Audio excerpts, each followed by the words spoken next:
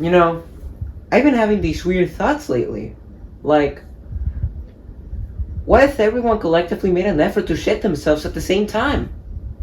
Hey yo, what the fuck? Kingdom Hearts is a series that I believe needs almost no introduction. A happy mistake that resulted from a Squaresoft employee, a Disney employee, and Tetsuya Nomura being allowed in the same space for a small amount of time. If Tetsuya Nomura can cause this much impact with an elevator ride, I don't even want to know what he could achieve with a couple hours and a few drinks. I personally really love Kingdom Hearts, but one of the things that I am the most surprised by is the fact that I haven't played a lot of the series.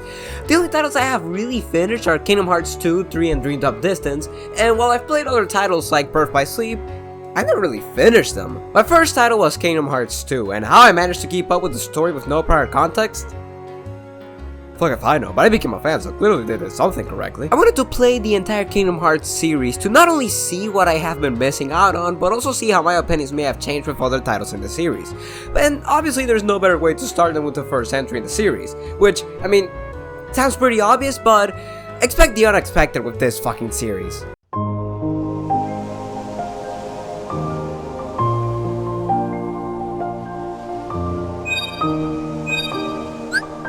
I think that Kingdom Hearts weirdly excels when it comes to the title screens. Every single title screen in the series just hits weirdly differently, and that is probably in part due to Simply Beloved being such an iconic part of the series. I simply couldn't imagine any of the games without it. It's that intertwined into the franchise as a whole. Now, the moment that you start a new save file, you get greeted to one of the most iconic opening cinematics in history, as you have a bunch of random nonsense spouted at you, only to have the GOAT! Utada Hikaru starts singing at you, and what can I say other than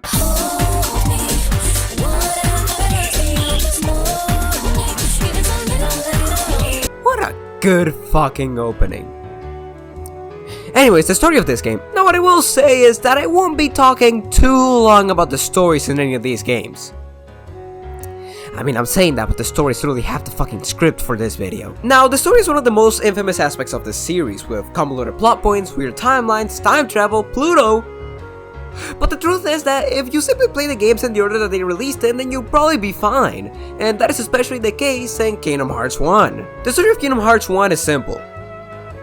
I don't know about clean, but definitely simple. The story starts with Sora, Riku, and Kairi making plans to depart from the Destiny Islands in order to search for other worlds, but they are quickly interrupted by the Heartless, which attack and eventually destroy the island. Riku is enveloped by darkness and disappears, meanwhile Kairi essentially vanishes after crashing into Sora, who around this time gets this weird weapon called the Keyblade. Now he manages to fend off as many monsters as he can, but is eventually sent into another world after his gets destroyed, which is Traverse Town. And in this magical place, he meets with a couple of people and eventually meets Donald and Goofy, instructed by King Mickey Mouse to follow the bearer of the Keyblade. And from this point onward, the story kind of takes a back seat as you clear the many worlds and occasionally clash against Maleficent and her team, which, may I say, she has gotta get a better lineup. I mean, fucking hell.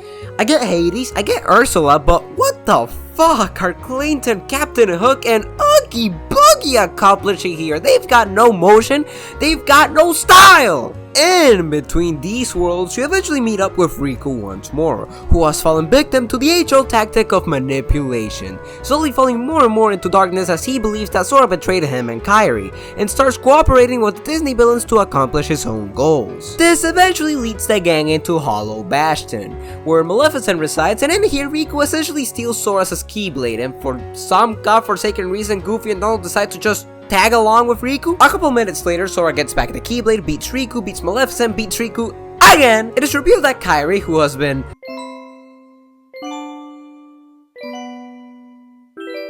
the whole game, lost her heart, which is currently residing in Sora, because I guess that's what happens when you crash into each other while one of you is vanishing? Anyways, Sora decides to die, don't worry about that. He brings Kairi back, that just happens, but then he comes back, don't worry about that either. The Princess of Heart come back, don't worry about them.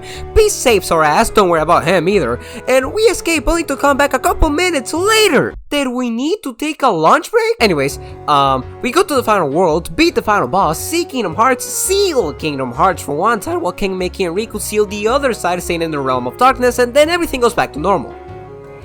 And theory. And see, here's the part that confuses me. Sora, Donald, and Goofy are all together looking for the whereabouts of Mickey and Riku, but earlier they mentioned that the moment that they seal the fake Kingdom Hearts, don't worry, this won't be a plot point just yet, all worlds and their inhabitants should return to their original places. Now listen, all I'm saying is, that there should be a little reason of why I have to go through Shade of Memories before playing Peak. And yes, I know this goofy little dialogue is technically the explanation, just let me do this for a bit. The story was fun overall, but I thought there were a couple of things that pushed my suspension of disbelief, and most of those things have to do with Riku. Now, and you can correct me if I'm wrong, which I probably am, but the entire point of Riku in the story was that he was willing to do anything to rescue Kairi, which led to him being consumed by the darkness, which ended up biting him in the ass.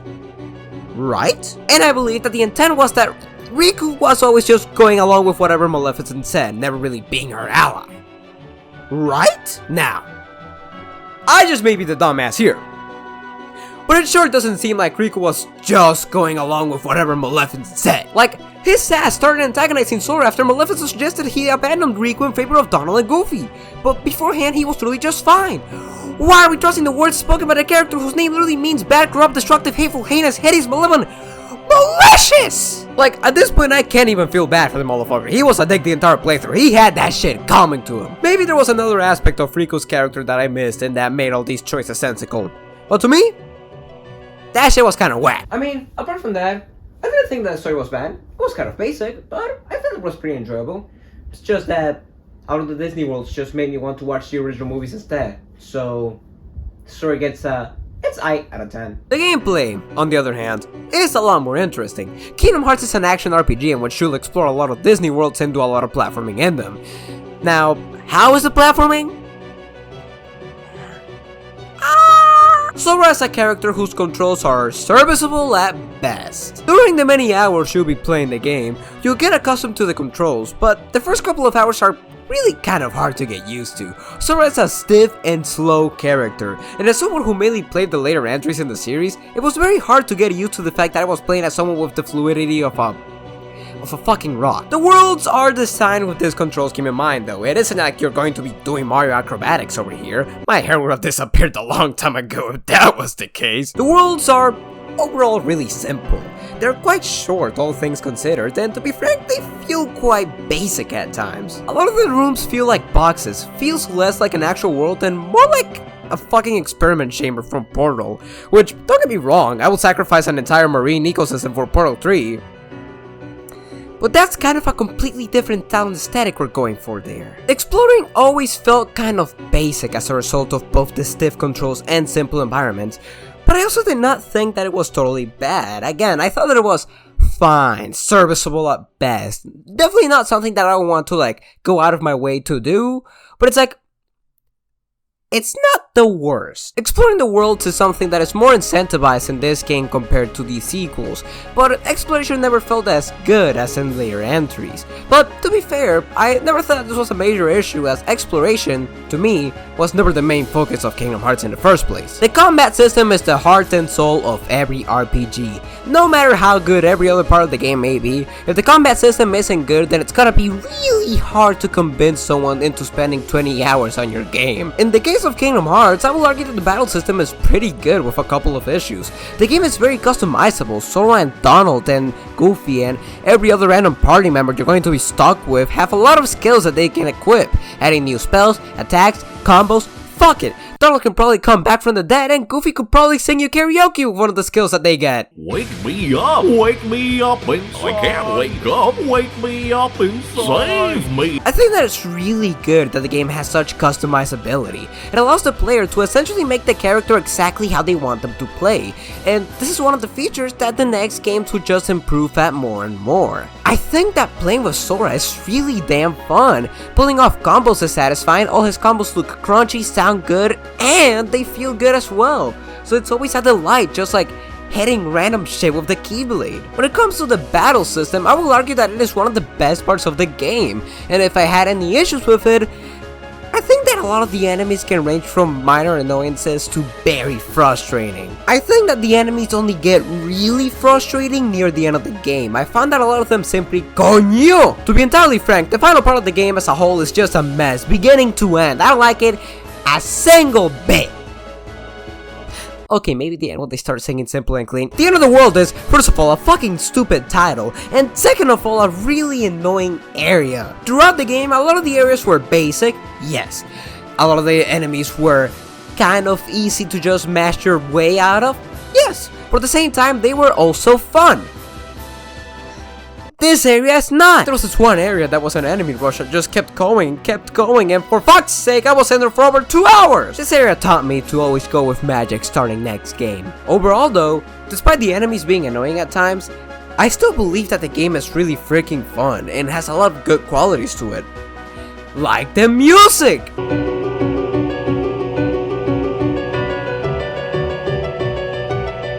I also really like the visual style of the game. I think that amongst the other things that the game does, it's quite simple, but it's also very efficient with what it does, and I still believe that it looks pretty good to this day. Now, of course, Kingdom Hearts 3 and the later entries just look a hell of a lot better. I mean, fucking Kingdom Hearts 3 damn near looks like a 3D Disney movie now, but I still think that Kingdom Hearts 1 has a lot of merit. If you want me to put it as easily as I can, I think that Kingdom Hearts 1 is simple and clean in its execution. Many of the elements are pretty basic compared to the rest of the series, but I still think that it does all the things that it sets out to do very well, and as a result, I really like it. I don't want to play it again because of the final world. Well, that's all the time that I've had for today. I'm just a random stranger you met on the internet, but hey, just call me Suda.